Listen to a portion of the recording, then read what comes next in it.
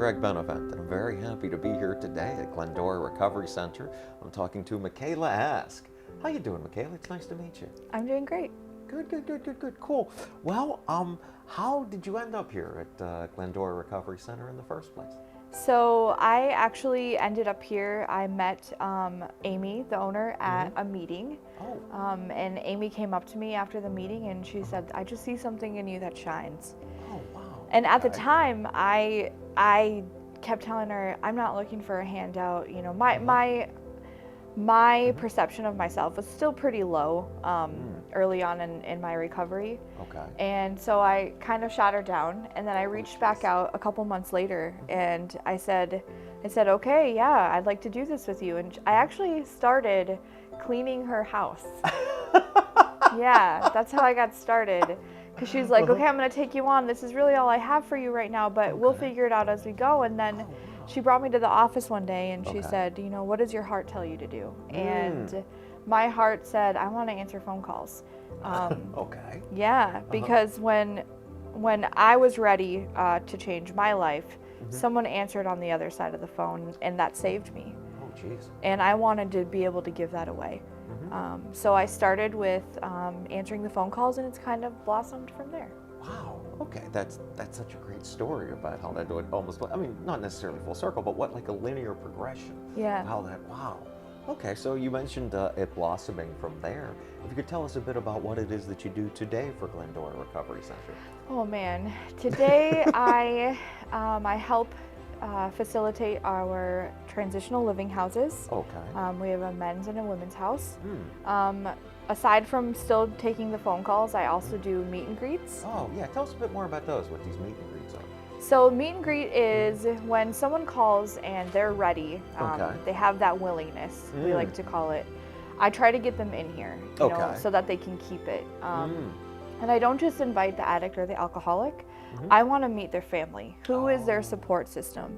Because we really understand that this disease is a family disease. It doesn't just affect the addict or the alcoholic. It affects everyone involved. And even if those clients don't end up coming to our center, we remind them that we will always be here as long as they need to support them. I have clients that, or not clients, I guess you could call them. I have people call me randomly. "Hey, remember I talked to you and this is like 3 months ago. I wanted to let you know I'm 5 days sober today." Hey. And then I send them a list of meetings. I invite them to come fellowship with me and yeah, so. Wow. Yeah. That's great. I mean, it's something, because I mean, I think when people hear the phrase meet and greet, it seems so ephemeral and short, and yet it seems like it really makes kind of a connection with a lot of folks. Yeah. We come into recovery and we think that we are alone. I felt that way anyways. And so knowing that there's a support system around you, not only a support system, but a system that understands exactly where you are, what you've done, how you feel, what you're thinking in your head, it helps feel less alone. Gotcha. But a moment ago you said a very interesting word. You said willingness. Yeah. And I was curious about, maybe somebody's watching this video and they're, maybe they're struggling with addiction. Maybe they're wondering, do I have this willingness? Do I not? And what would you say to them, the person watching this right now? I would say everything that's in your head right now, everything that you're afraid of, you can use that fear as a catalyst.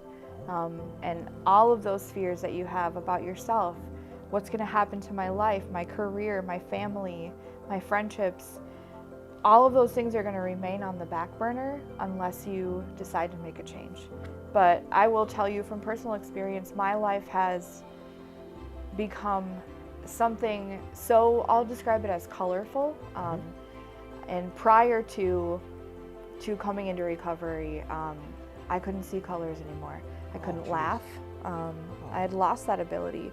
So if you are in that phase where you're asking yourself, like, am I ready or am I not? Ask yourself if you're willing to lose everything for your addiction. And if you're not, then you're ready. You're ready to make that change. So. Wow, that was very well said. That was great, Mikayla. I could talk to you all day, or just listen to you all day talk about that. So no, but thank you for coming on today. And thank you for Yeah, meeting of me. course. It was very great. Yeah, It's great. thanks It for really having was. me. All right.